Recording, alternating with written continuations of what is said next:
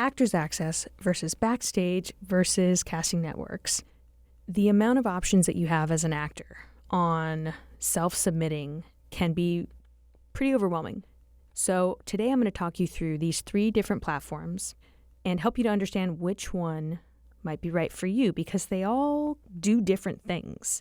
So I want you to understand them so that you can use them as tools. And also, I want to destigmatize self-submitting so that you know where it fits into your total strategy, because most people should be self-submitting, even if you have an agent or manager. I'm going to explain why. The first thing that I want to cover is the stigma around self-submitting. A lot of people that I know hate self-submitting.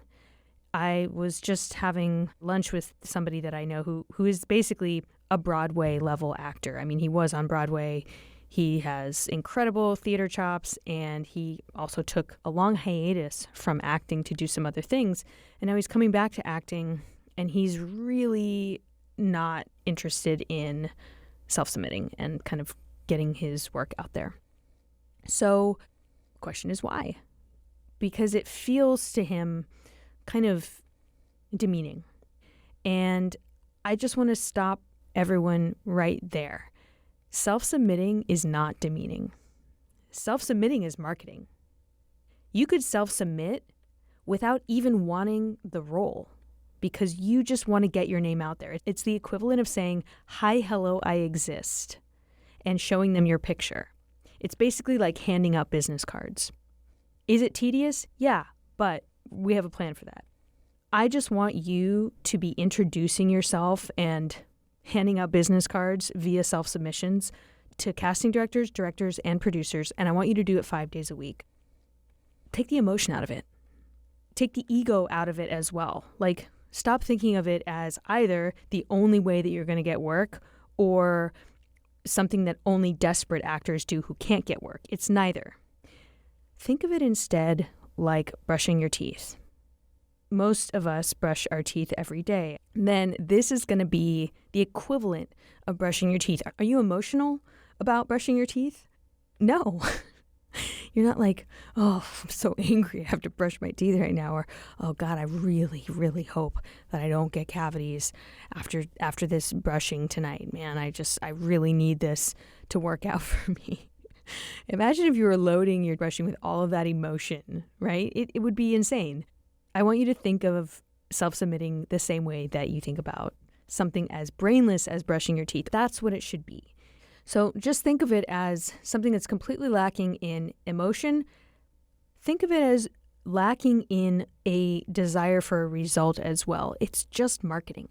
And sometimes it'll lead to an audition, and sometimes it'll lead to a booking. But that's not why we do it. We do it to get the word out there. Think of it as handing out business cards. As a result, the faster and more effective you can get at it, the better. If you're brushing your teeth, you don't want it to take more than, let's say, 3 minutes maximum, right? But you do want to do a good job, because if you do it and you do like a bad job at it, then you're going to get cavities. So you want to make sure that you're submitting effectively, but that it's not taking up a ton of time.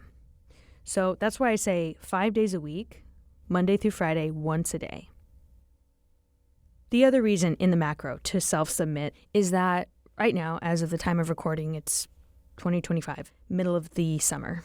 And I don't know the numbers on New York, but LA, if you're like, "Oh, it's so quiet, there's nothing filming," or, I'm not getting auditions, it's not you. Union jobs are down to 27% of where they were 2 years ago in terms of union jobs on film and TV sets. So that's an over 2/3 reduction in the amount of union hires that are happening. We presume that this number will go up and that we're here at this moment in time due to a confluence of factors that have led to this contraction in production filming in the U.S. However, we are here. It doesn't matter why we're here. We're here. And you can't afford to stay the same. If things are 2/3 quieter, you have to be 2/3 louder. You cannot exert the same amount of effort with marketing, outreach, and auditions and expect the same result that you got 2 years ago. If you don't change your efforts and your output, you're probably going to, just by staying the same, you're going to get 2/3 less auditions, maybe even less than that, because everyone else is going to be upping their efforts to get seen in order to make up for that gap. So you're not on an even playing field anymore. You have other people who are outperforming you. And that is why it can go from not a 2/3 reduction, but a 90% reduction in the auditions that are coming in for you. So I just think whether you're repped or not, whether you're doing indie films, no matter where you are, you can't afford to not be self-submitting at this time. Take the ego out of it. It's just a way to get your name out and to show people that you exist and to also have a chance to show them your work. Anyway, let's talk about the different platforms for self-submitting. The first and most important is Actors Access. Yes, Actors Access is industry standard for self-submitting, and here's why. It is linked to breakdowns. If you don't know what breakdowns are, those are the announcements of things that are casting that go out to agents and managers from casting directors, the roles that are currently out casting, and the agents and managers see the breakdown every day, and they pick projects to submit their roster to that are casting. And then the casting director gets to decide who of the submissions they're actually going to schedule to either have a live audition or to send in a tape. Actors Access and Breakdown Express, which is the breakdowns that I just described, those are all run by Breakdown Services. So think of Breakdown Services as the umbrella, and then underneath that you have Breakdown Express, and then also Actors Access. And Actors Access is the publicly accessible version of certain breakdowns. Most of what goes out on the breakdowns to agents and managers is not going to be available on Actors Access. Why? Actors Access is for the public. It's for public consumption. Anyone can sign up as long as you pay the fee, right? So it's very open to the masses, open to anybody, whether they have acting training or not. Agents and managers don't want 20,000 people submitting for these larger projects. They don't want to have to sift through 20,000 untrained actors. You can just imagine how insane that would be. They don't have the resources to go through 20,000 submissions for every role. Obviously, they want a more curated pool of actors who have more credits, who have more training, who are further along in their career. And that's why they will submit for the larger film and TV projects on breakdowns. That breakdowns is not going out to the public. It's only going out to the agents and the managers. So who posts on Actors Access? Independent filmmakers, students who are in film school, some of whom are doing great work, niche roles that they are having trouble casting from breakdowns. So let's say, okay, it's White Lotus season 4, but it's for circus performer who is under 5 feet tall, who can stilt walk and juggle. And they have to be Latino because it's set in Brazil this time. And that would be a hyper niche role that they're going to have trouble if they just put that on breakdowns. How many agents and managers are going to have that specific a role? So that's where Actors Access comes in handy, and you'll find a lot of special skills or special language or dialects, and you can still find bigger TV and films putting stuff out on Actors Access. It's usually just more niche. So my recommendation for how to use Actors Access effectively is to get the yearly subscription. Do not submit piecemeal on Actors Access. Why? Because the amount of submissions you're going to have to do in order to get any sort of traction on your efforts is large. You're going to have to cover a lot of ground. So quantity is going to be really important, and you don't want to be paying, I don't even know how much it is per submission, but it's just cost benefit analysis. Do not do it. You want to do the unlimited, I don't know, it's 100 something a year. It's really not bad, and it will be well worth it if you're able to submit for 5 minutes a day, 5 days a week. You need to make sure that you have on your profile on Actors Access a video clip, try and have something that's not just a self-tape. If you only have a self-tape, that's fine. I don't love the pay to create a real kind of a thing, like the pay clips. They don't look like they were taken from a real project. So you can also shoot a high quality clip yourself for like next to nothing and have someone edit it for very, very cheap. You just have to put a little bit of effort into creating a clip and you can get something actually quite professional looking. So you want a clip of some kind or your reel. If you have absolutely nothing else, a self-tape, I guess.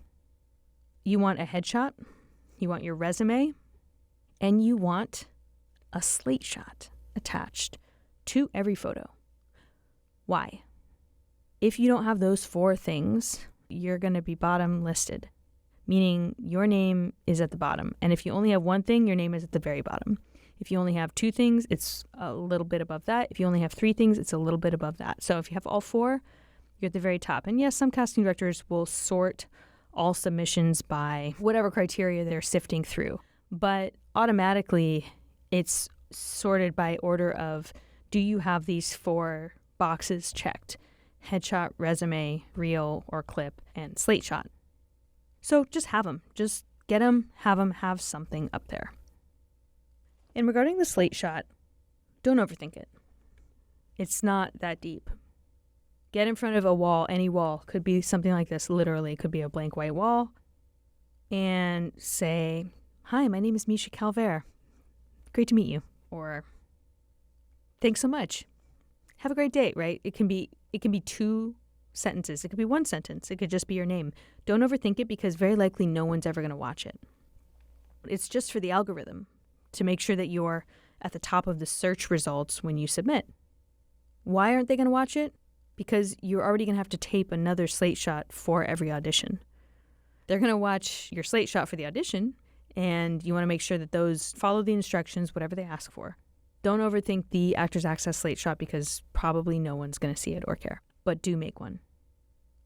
And then finally, don't overthink the notes section attached to each submission. You don't have to put a note every time, but if they're asking for that circus performing Brazilian stilt walker, you could say in the notes, "By the way, I'm Brazilian, and I was in the circus." And that would be helpful because authenticity is really important these days for casting, and if you have real-world experience, like that's a noteworthy note to leave.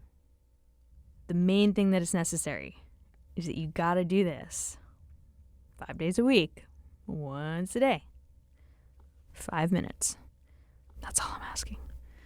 You're going to thank me when you start to get a ton of auditions because my people at Vermilion, they're working. They are working. They're getting auditions. They're getting a lot of auditions. And I want the same for you. If you want to get accountability on getting those auditions and booking them, talk to me about joining as a Vermilion member. We would love to have you. You get me live. I'm talking about your specific career, your specific issues. We figure out solutions together. We strategize together. And everyone is so great. They're so talented. I love the people who are members of Vermilion. Truly, like literally and truly love them. Let's talk about Backstage. Backstage is also a great place to self-submit. It covers a little bit of different ground because, as mentioned, Actors Access is linked to Breakdowns. And Breakdowns is going to be doing a lot of major TV shows and film because Breakdown Services is where those things go out. It's the only place where those things go out. So Backstage, on the other hand, is wonderful for indie film, for high-level student films, for web series, for verticals. And my clients are sometimes booking more from Backstage than they are on Actors Access, depending on where they're at in their career. For me, Actors Access is priority just because of the level of projects that it can encompass.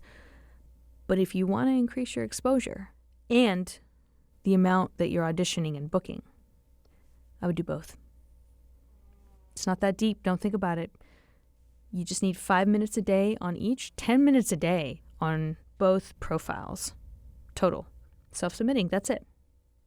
And to do this, you're going to want to go to Backstage, create a profile that mirrors your Actors Access profile. So whatever strengths you're leading with, whether it's film or TV, have the same profile crossover to Backstage. Do the same strategy, 5 minutes a day, Monday through Friday, once a day. And if you see a posting on both, just submit on one of the platforms. You don't have to submit on both platforms. And that's it. Do both. If you have to pick, I say do Actors Access, but both is even better. And I do want to caution you to be aware of scams. I think it's harder to get scams through on Actors Access. I really don't see that many of them because it is linked to the larger industry through breakdowns. I hear about and see more scams on Backstage, so I just want to take a sec to say they are definitely out there. However, there's a difference between a poorly worded or an overly legal audition notice and a scam. Some of them just aren't written very well, but it doesn't mean that they're a scam. So when in doubt, ask your actor friends. It's so simple. Like, no need to be really wigged out about it. Just screenshot, show it to a few actor friends, say, hey, what do you think of this? Hey, does this look like a scam? Or you can email Backstage and you can say, hey, can you verify if this is legitimate or not? Here's some common things that I've heard or seen. You should never pay money for an audition. That's not how it works. You're trying to get paid. You should never travel for the first round of an audition. That's what self-tapes are for. And I've seen a client got targeted with that where he had to pay the, quote, travel agent back for the flight out to LA for some major movie. It was fake. And then finally, don't ever meet with an agent or manager that approaches you from Backstage. That's an unserious inquiry. Agents and managers will approach you directly via email if somehow they get your information. So I wouldn't trust any rep that comes to you through Backstage. Okay, let's talk about casting networks. The ugly stepchild of the three. But you really are just for commercials. That's why you're here. You're just the annoying little sister screaming for attention, wanting to just do the commercial and then not do anything narrative, not do anything serious. And we're not expecting anything serious out of you. We know that you're just here to mess around and do commercials, and that's it. That's fine. So if you want to do commercials, be on casting networks, maintain a profile, but gear all of your materials towards commercial acting. So that means including your on-camera experience, making sure you have your commercial shots up there, usually light, bright, show teeth, etc. But don't expect anything else out of good old CN. Now, if you have a commercial rep, great. Let them handle all of your submissions on casting networks. I don't think that you should be putting in effort on casting networks. I also find it just very overwhelming and draining whenever I go on there. So you want to do commercials? Figure out how to get a commercial rep, and then let the rep handle it. Let them do your submissions on CN. So this is kind of an exception to my rule about self-submitting, because castings for commercials happen at a much faster pace than narrative auditions. Commercial agents and casting directors, they're built different. I mean, I don't know how they do it. Mad respect. They're just, their brains are different, because to be able to keep all of those names in their heads and all of those different commercials in their heads, because there's a shorter casting time and a shorter shoot time and a shorter turnaround time. There's also way more commercials than there are anything else, obviously. So this is why I say for commercials, maybe let your rep handle it and you focus on AA and BS. Okay. I hope this was helpful. I get a lot of questions about self-submitting, and I get a lot of questions about these platforms, so I just wanted to kind of clear it up. Tell me if you end up increasing your auditions after this. Tell me if you end up booking from one of these platforms as a result of these tips. I really want to know, and I really hope that it works for you. Thank you so much, and I will see you next week. The Vermilion podcast is sponsored by Vermilion, a home for artists. We offer classes, coaching, and community for creatives and innovators in the arts. If you're ready to find your voice and build the life of your dreams, we're here to support you every step of the way. Check out clubvermillion.com and schedule a free call today.